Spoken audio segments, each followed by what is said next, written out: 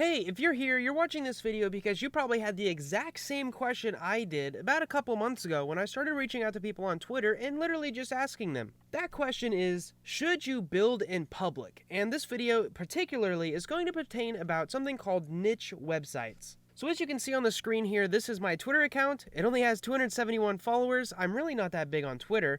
But what I did was I reached out to a lot of larger Twitter people and basically asked them, is building in public a good idea? So the first person that I reached out to was Jamie IF. Jamie has over 6,000 followers, and you can see that he claims to make $79,000 in November last month. Now, these messages were technically in DMs, and out of respect for the people that I had these messages with, I'm not actually going to be sharing exactly those DMs, but I'll summarize them. So I basically said, hey Jamie, love your content and the podcast that you've been on. I have a blog that's doing pretty well. It's around $12,000 a month, and I'm considering sharing the domain publicly. What are your thoughts about building in public? Are there any downsides to this? And here's what Jamie said. He said, I definitely would not, and he included a laughing emoji, so that was pretty funny.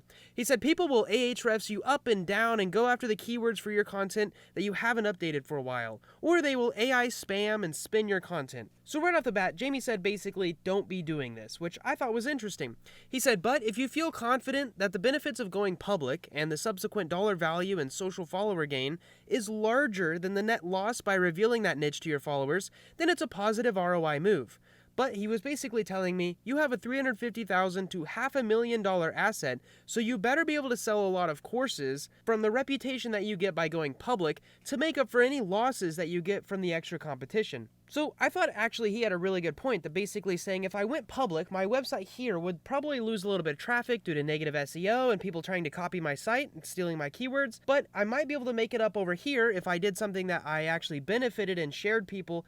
This is why I went public. Like if I sold a course on Double Comma Dreams or a membership, or we did something where we benefited from building in public. That was a really interesting insight. The next person I asked was someone named Dan. I actually don't know his last name, but his Twitter handle is niche_lion. He has almost 5,000 followers, and he recently started a new website here where you can see it's just really booming. This guy knows what he's doing, so I thought he'd be an interesting guy to ask if building in public was a good idea. So let's see what he had to say. I said, can I get your thoughts on building in public, specifically on niche sites? He said, hi Theodore, can you give me more info? What are you looking to get out of this? Which, by the way, anyone who's an expert in anything, whenever you ask them a question, they'll always ask you another question. So this guy is an expert, I can tell just by how he answered that question. I said, mostly to share specific experiments and results with people. I've really appreciated, and I've actually been able to learn better when I can actually see exactly what other people are doing and how they're doing it. And I'd assume that other people would feel the same. And I will also mention that there's a ton of people asking for my domain. He replied and said, are you talking about building in public fully with the URL revealed, or just doing what I've been doing in regard to sharing results? And I clarified and I said, basically building in public to me means revealing your URL so that people can go see the site. Now, Dan actually said that he thought about it. He said he thought it would be a cool experiment, but time is unfortunately money, he said. I'm not sure doing it would yield a better ROI than just working on my current project. He said you could for sure monetize some of it behind a paywall, basically saying what Jamie said. He said, this is the URL, these are the results, here's this course and this membership, and you can get the exact same results that I got. Essentially saying that one of the only reasons to build in public is so that you can sell something that teaches what you are doing. And then I asked him one final question. I said, do you think the main risks are just the negative SEO aspect and copycats? And he said, yeah, for sure. People will try and dupe their site and steal the keywords. So I thought this was really interesting. He basically said the same thing Jamie did. Let's move on to the third person I asked, who was Niche Site Portfolio. Now this person actually has 3 niche sites. Actually, it technically says they have 7, but this November income report says 3. And I started off this conversation by saying, what do you think about sharing my domain with the public? Are there any downside, like mostly spam links or maybe someone copying it? And this guy said, if you're sitting on a DR50 plus or more website that's 8 years old, you've got yourself a moat and people won't even bother trying it on. If you're in something crazy niche or it's a low DR and it's fairly new, I'd probably keep that quiet. Don't get me wrong, I've been curious to know what your site is. And this is what he said. If you're sitting on a DR50 or more website that's maybe 8 years old, you've got yourself a moat and people won't even bother trying it on. If you're in something that's crazy niche or has a low DR or maybe it's fairly new, he's recommended that I would probably keep quiet about it, which my DR right now is actually 56, so I do have quite a moat. Another interesting thing that this Twitter person said was that it's not like people couldn't find your site themselves, but that they wouldn't be advertising it unless they think it's scary enough for people to try it on. For example, there are tools out there like, I think it's Niche Finder and Niche Site Metrics, that allow you to find a bunch of websites that have been monetized by Ezoic and Monumetric and Mediavine and AdThrive. And so theoretically, I have checked both of those, and my website is on both of those, so people could find it. But I thought this was an interesting perspective because none of the other people that I asked mentioned the moat. So I thought this was something cool to add to this video. Another person I asked was KK, or Income Twins, and they're doing around $20,000 per month at the age of 22 years. So I would love to know what they thought about me building in public. And so I asked them. I said, hey, I earned $12,000 last month from my blog, and I was wondering what your opinion was about sharing the domain with people. Are there any downsides to building in public that you see? And they said, it depends on your DR. If it's over 35, go ahead and reveal it. If not, you're asking for your keywords to be stolen. So this was a very short and simple conversation that basically said, if you have a moat, very similar to what Niche Site Portfolio said, then you should be good. But if you don't have a moat, someone else out there is going to beat you, and they're going to build that moat for you. So I thought this was interesting to share. Next, let's go on to Charles Float. Charles Float is kind of known in the SEO space with over 40,000 Twitter followers. I was actually really surprised to get a response back. So I said, hey Charles, I own a $12K a month blog and I wanted to know your thoughts of me sharing my domain. Kind of like building in public. Do you see any downsides to this? Charles sent back 4 words. He said, I'm not a fan. So I thought that was interesting. I asked any reason and he never got back to me, but I thought this was really interesting to actually get a response from someone who had 40,000 Twitter followers, even though I personally have less than 300. If someone's checking their DMs like that, I'd say Charles Float is a pretty cool person. Next, one of my favorite people is Sean. Let's talk about Sean. Sean, I believe, actually works at Forbes as an SEO specialist, and I actually didn't know this. A dad of 7? My man, congrats. If you can be a father to 7 people, you can do a lot of things. Anyways, Sean has over 7,000 followers, and I had a really interesting conversation with him as well. He said, congrats on the nice site, that's awesome, and the only risk is someone sending basically spam links. Gambling links, and really negative SEO pretty much is what he said. Sean actually said that there was going to be a time in the future when he shared his. We actually delved into a pretty long conversation about a few other things, but they're not relevant to this video. So let's go on to the last person that I asked, who was Paul Limley. Now, as much research as I've done on Paul actually started some form of an investment group where they are collecting basically $1 million from investors, and then they're building a bunch of niche sites for that company to eventually take the profits of that niche site and give them back to the investors. Paul has actually owned and operated 18 sites within this investment thing, and then he's trying to launch 50 more by August of 2023. And this is really interesting to me. The one thing I want to give a shout out to Paul is that Paul actually asked me a lot of questions and brought up some things that I hadn't really thought about before I messaged him. Here's what I said. Hey Paul, love your stuff. I own a blog that does around $12,000 a month and a YouTube channel with 2.1 million subscribers. And I was wondering what your thoughts about me sharing my domain with other people were, kind of like building in public. Do you have any thoughts or maybe warning on this? Here's what Paul said. He said, interesting. I think it's less of a traffic and YouTube subscriber question than it is a revenue and moat question.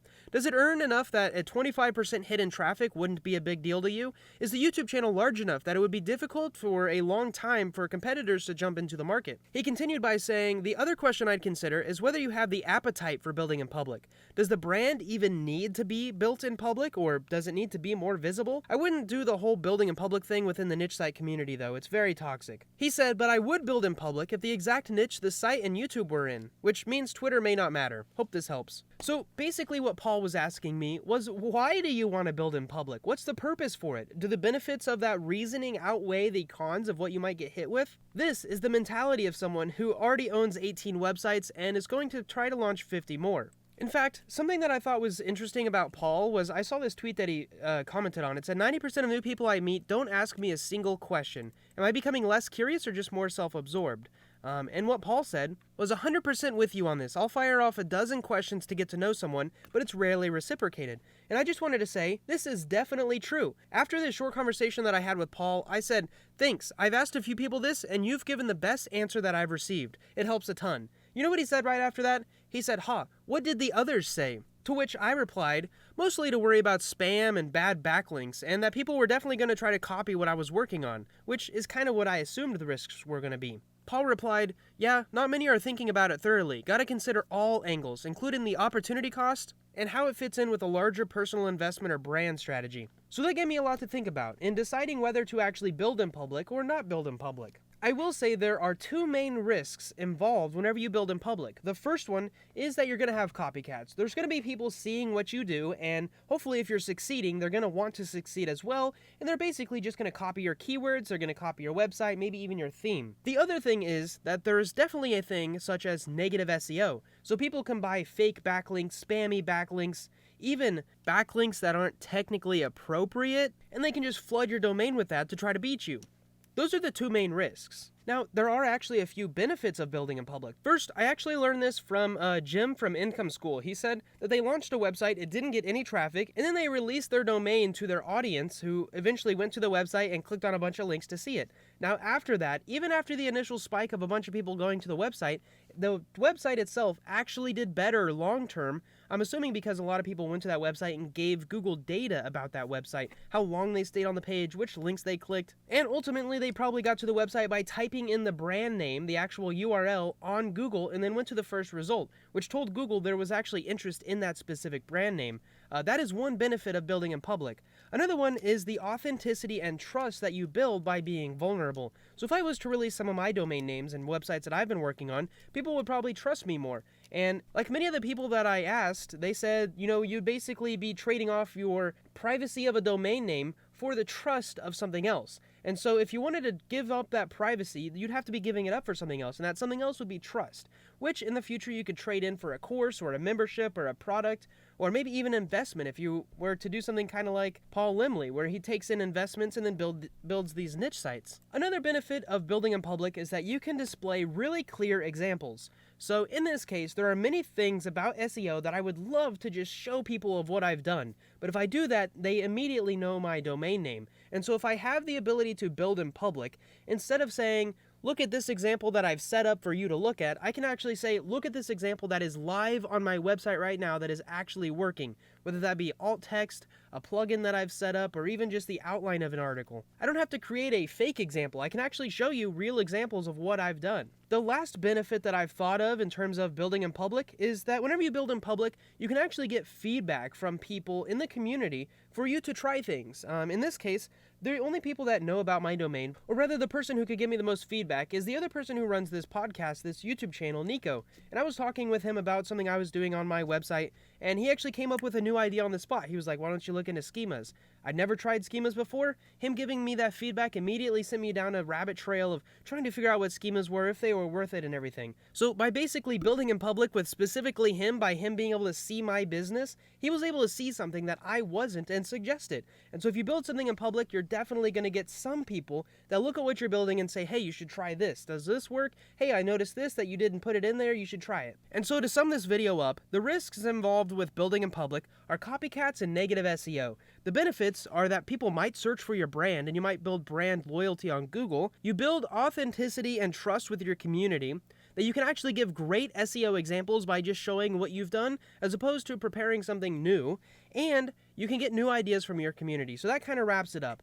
Am I going to build in public? I might here soon. But that's only because of the feedback that I've got from these people that I've reached out on Twitter that said if your DR is over a certain number and you have a moat, you can do that. I think with me having a DR of, 56, 57 now, and a YouTube channel with over 2 million subscribers in this particular niche, I think it's going to be hard for anyone to copy that. And because of that, I might release it to the public so that at least on this channel, I can share my SEO wins, my SEO losses a lot better, a lot more clear, and that hopefully you can learn from it as well. Anyways, hopefully you found this video helpful. If you want to see more stuff like this, make sure to subscribe and hit that bell icon. And if you're interested in what I'm talking about on Twitter, like I said, you can follow me. 6digit Niche is my handle. I have actually been posting a lot more recently. I'm still figuring Twitter out. I've only been on it for like 2 months now, so I'd love to connect on there. Anyways, thanks for watching this video. Click the like button if you liked it. I'll see you in the next video.